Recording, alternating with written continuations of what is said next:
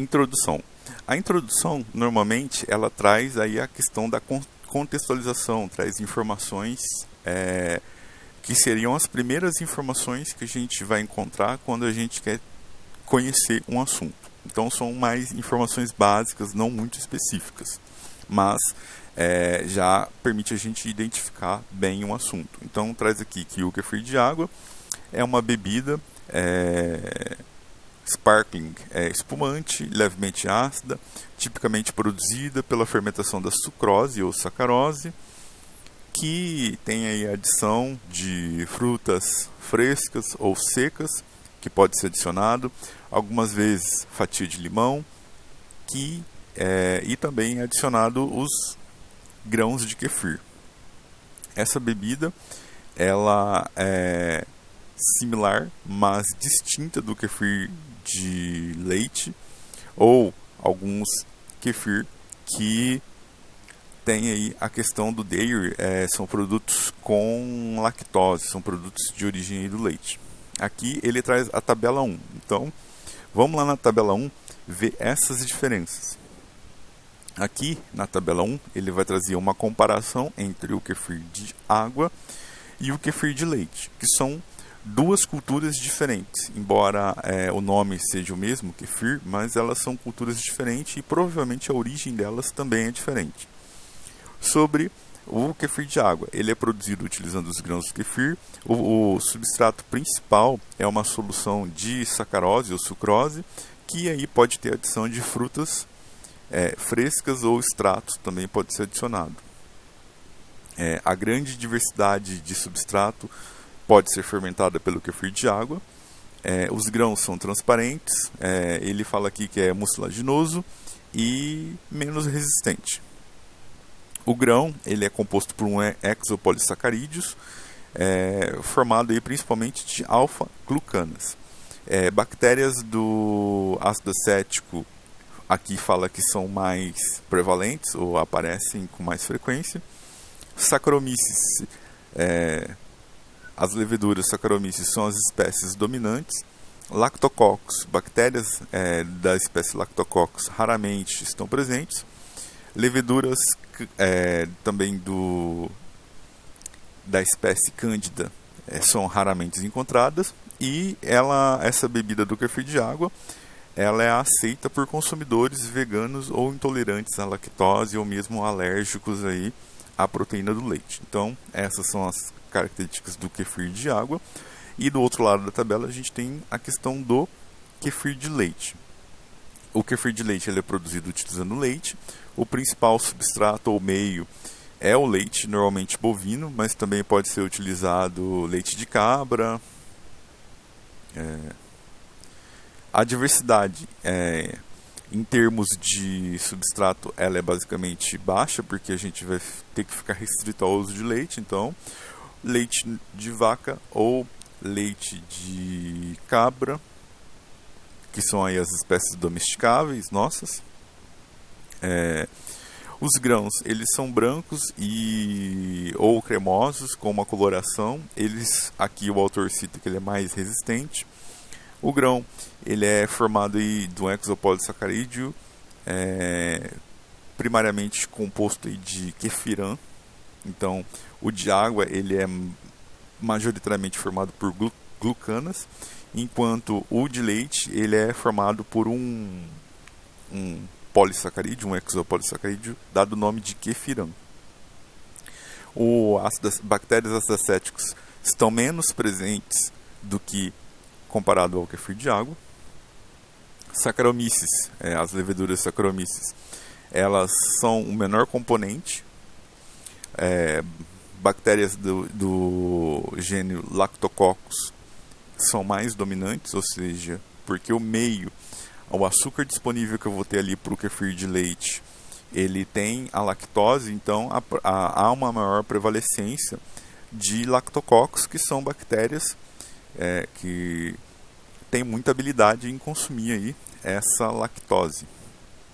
Aqui ele fala que espécies de leveduras cândida costumam estar presentes, e uma desvantagem aqui da bebida é que pessoas veganas ou intolerantes à lactose ou mesmo alérgicos à proteína do leite, caseína, ou mesmo pessoas que querem deixar de consumir produtos animais, não é uma bebida aceitável por esses consumidores. Então, pensando em mercado, não é tão interessante quanto o kefir de água. Então, essa é a tabela 1 da comparação que os autores trazem entre o kefir de água e o kefir de leite. Então, existem dois tipos de kefir. Voltando ao texto, essa revisão foca especificamente no kefir de água. Então, a gente está vendo aqui que nem foi um parágrafo e o autor já trouxe como que é o kefir de água, as diferenças dele para o kefir de leite, e ele traz nessa frase falando que o foco aqui é kefir de água, não de leite. Futuramente eu pretendo ler também sobre o kefir de leite. Aí ele fala que tem essas referências aqui. Ele fala que se o autor preferir, pode procurar essas referências de 2015, outra de 2015, sobre o kefir de leite.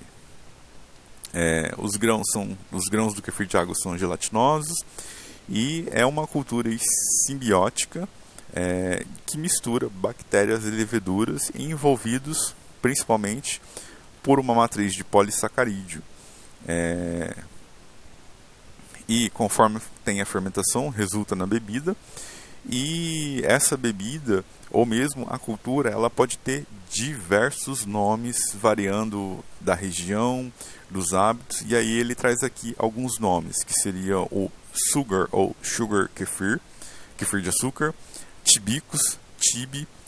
Alguns lugares podem aparecer escrito tibi grains ou tibi complex. Tibetan mushroom, então aqui seria o cogumelo tibetano, e isso gera muita confusão porque há outras culturas de origem oriental que parecem cogumelo, então relatos ou mesmo textos que está escrito esse cogumelo tibetano pode gerar confusão porque a gente vai ter dificuldade de identificar se foi utilizado o kefir de água ou uma outra cultura. Aqui o kefir de aqua, japonês beer seeds, que seriam aí sementes de cerveja japonesa.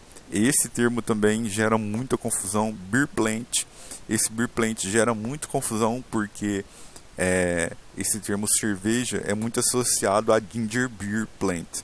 A ginger beer é uma bebida fermentada no qual se usa a gengibre. A gengibre é uma raiz e ela naturalmente tem ali leveduras tidas como selvagens que dão início a uma fermentação ou fazem fermentação.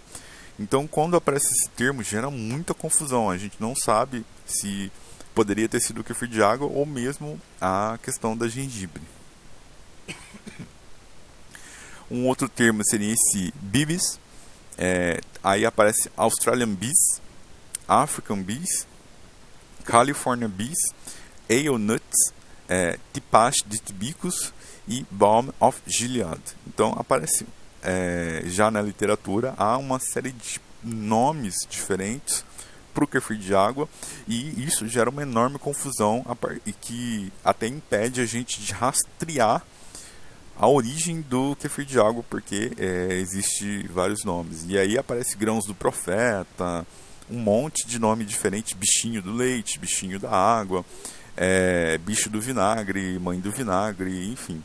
Embora essas culturas que lembrem o vinagre, elas são mais fáceis de ser confundidas com a cultura do kombucha, não tanto com o kefir de água, mas se falou bichinho, pode ser que gere essa confusão. Então aqui, como reportado, o kefir de água ele foi reportado em 1892 por esse autor, Ward, e em 1921, já após Primeira Guerra Mundial, por esse tal de Kleber, que o kefir de água ele foi visto a primeira vez em 1887, ou seja, aqui no Brasil nem tinha ocorrido ainda a abolição da escravatura. Lá no, assim, já há relatos que ele foi encontrado, ele era chamado de ginger beer plant, provavelmente pela similaridade entre a fermentação utilizando o gengibre e utilizando esses grãozinhos. Aí eles falam que pode ser introduzido na Britânia por volta de 1855. Então, lá em 1887, esses pesquisadores, provavelmente da região aí da Britânia, do Reino Unido, já encontraram o kefir lá, que pode ter sido introduzido em 855 por soldados que retornaram ali da região da Crimeia, Crimeia,